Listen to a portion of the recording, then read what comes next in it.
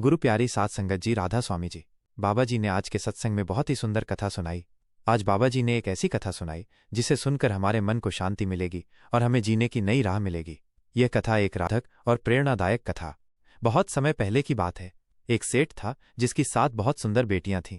सेठ की पहली पत्नी का देहांत हो गया था और उसकी मृत्यु के समय 7 बेटियां बहुत छोटी थीं। उनकी मां के जाने के बाद सेठ ने ही उन्हें मां और बाप दोनों का प्यार दिया। वो उनकी हर इच्छा पूरी करता था ताकि उन्हें अपनी मां की कमी महसूस न हो। जैसे जैसे बेटियां बड़ी हुईं, वे अपने पिता के लिए भोजन बनाने लगीं। जब भी सेठ व्यापार के लिए बाहर जाता तो वे उसके लिए खाना बनाकर रास्ते के लिए भेज देतीं। उसी शहर में एक प्रधान सेवक था जिसकी मृत्यु हो गई थी। वो अपने पीछे अपनी पत्नी और एक छोटी बेटी को छोड़ गया था।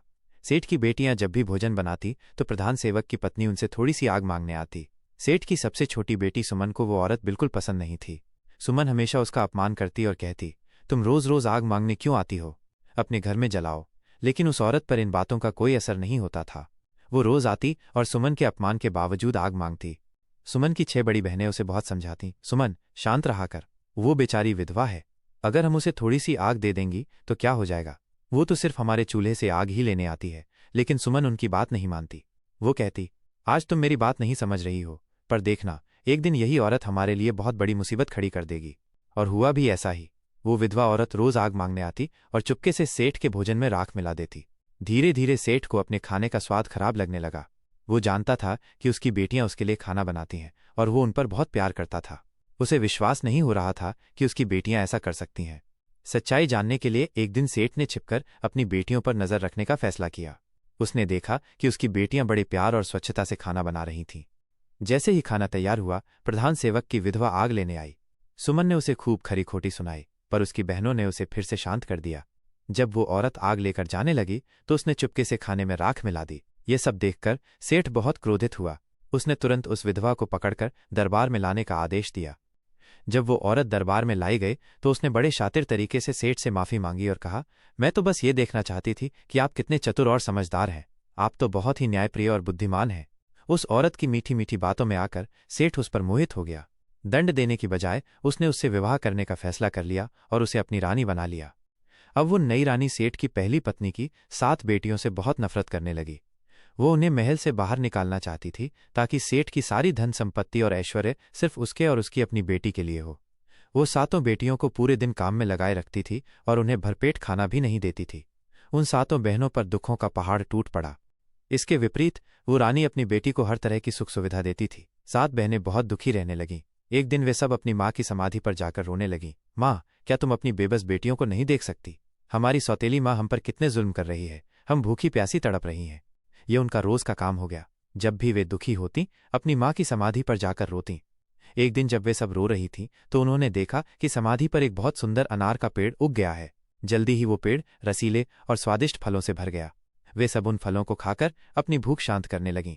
वे सौतेली माँ के दिए घटिया भोजन को छोड़ रोज उस पेड़ के अनार खाकर ही जिंदा रहने लगीं। उस अद्भुत पेड़ से जितने फल तोड़े जाते अगले दिन उससे भी ज्यादा फल लग जाते। ये देखकर रानी परेशान हो गई। वो सोचने लगी, मैं इन्हें भरपेट खाना नहीं देती, फिर भी ये इतनी स्वस्थ और सुंदर कैसे हैं?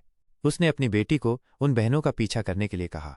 एक दिन जब 7 बहनें अनार के फल खा रही थीं तो सुमन ने रानी की बेटी को देख लिया। सुमन ने अपनी बहनों से कहा, देखो ये हमारा पीछा कर रही है, इसे यहां से भगा दो, नहीं तो ये जाकर अपनी माँ को सब बता देगी। लेकिन उसकी बड़ी बहनें बोलीं, नहीं सुमन, ये लड़की तो निर्दोष है। इसकी माँ हमें कष्ट देती है तो इसमें इसका क्या कसूर है? उन्होंने उसे भी खाने के लिए कुछ अनार दिए। रानी की बेटी ने घर आकर अपनी माँ को सब बता दिया। यह सुनकर रानी आग बबूला हो गई। उसने अगले दिन सेठ से कहा कि उसके सिर में बहुत दर्द है और वो तभी ठीक हो सकती है जब समाधि पर लगे अनार के पेड़ को उखाड़कर उसकी जड़, तने और पत्तों को पानी में उबालकर उसकी मालिश की जाए। सेठ ने रानी की बात मान ली और सेवकों को पेड़ उखाड़ लाने का आदेश दिया। सेवकों ने उस पेड़ को जड़ समेत उखाड़कर रानी के लिए औषधि तैयार कर दी। अगले दिन जब 7 बहनें समाधि पर गईं तो उन्होंने देखा कि पेड़ गायब हो चुका है। वे सब बहुत दुखी हुईं। तभी उन्होंने देखा कि पेड़ की जगह एक छोटा सा तालाब बन गया है जिसमें मक्खन जैसा पदार्थ था। वो जल्दी ही सफेद ठोस रोटी की तरह बन गया। सभी बहनें बहुत खुश हुईं और उसे खाकर अपनी भूख शांत करने लगीं। ये देखकर रानी फिर परेशान हो गई। उसने अपनी बेटी को दोबारा उन पर नजर रखने के लिए कहा। जब रानी की बेटी ने तालाब वाली बात बताई तो रानी का क्रोध और बढ़ गया। उसने अपने नौकरों को बुलाकर समाधि को उखाड़ फेंकने और तालाब को कूड़े करकट से भरने का आदेश दिया। जब बहनों ने देखा कि उनकी माँ की समाधि ही नहीं है तो वे बहुत दुखी हुईं और जोर जोर से रोने लगीं। इस पर भी रानी संतुष्ट नहीं हुई। एक दिन उसने फिर से बीमार होने का बहाना किया और सेठ से कहा, मेरा जीवन तभी बच सकता है जब आप अपनी 7 बेटियों की हत्या करके उनका खून मेरे सिर और हथेली पर लगाएं। ये सुनकर सेठ के पैरों तले से जमीन खिसक गई। वो मूर्छित होने लगा, पर उसने खुद को संभाला। एक तरफ उसकी प्रतिज्ञा थी और दूसरी तरफ उसकी बेटियों का जीवन, जिन्हें वो बहुत प्यार करता था। उसे कुछ समझ नहीं आ रहा था। अंत में उसने अपनी बेटियों को जंगल में ले जाने का फैसला किया। जंगल में पहुंचकर उसने उन्हें खाना खिलाया। जब वे गहरी नींद में सो गईं तो सेठ उन्हें वहीं छोड़कर वापस चला गया। उसने एक हिरण को मारकर उसका खून रानी को दे दिया ताकि रानी को लगे कि उसकी इच्छा पूरी हो गई है। जंगल में जब 7 बहनों की नींद खुली तो उन्होंने खुद को अकेला पाया। भयानक जानवरों की आवाज सुनकर वे डर गईं और रोने लगीं। उसी जंगल में एक पड़ोसी राज्य के 7 राजकुमार शिकार पर आए थे। सबसे छोटे राजकुमार ने रोने की आवाज सुनी और अपने भाइयों से कहा, हमें उनकी मदद करनी चाहिए। वे सब उस जगह पहुंचे जहां 7 बहनें रो रही थीं। उनकी कहानी सुनकर राजकुमारों को उन पर दया आ गई। उन्होंने फैसला किया कि वे उनसे विवाह करेंगे और उन्हें अपने राज्य में ले जाएंगे। इस तरह 7 राजकुमारों ने 7 बहनों से विवाह कर लिया। सबसे छोटे राजकुमार ने सबसे बुद्धिमान और सुंदर सुमन से शादी की। करीब 1 साल बाद सुमन को एक बेटा हुआ। सब लोग बहुत खुश थे। वो बच्चा सबका प्यारा था। जब वो 2 साल का हुआ तो उसके पिता ने शिकार पर जाने की इच्छा जताई। वो शिकार पर गया, पर कई दिन बीत जाने के बाद भी वापस नहीं आया। उसके 6 भाई भी उसे ढूंढने गए, पर वे भी वापस नहीं आए। 7 राजकुमारियां बहुत दुखी हुईं। उन्हें लगा कि उनके पतियों को किसी ने मार डाला है।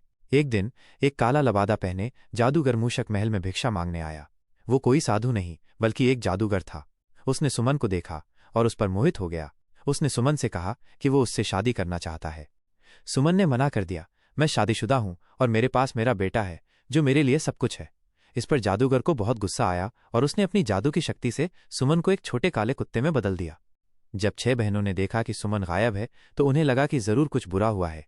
उन्होंने मिलकर सुमन के बेटे का पालन पोषण किया। जब वो 14 साल का हुआ तो उसकी मौसियों ने उसे अपने परिवार की सारी कहानी बताई।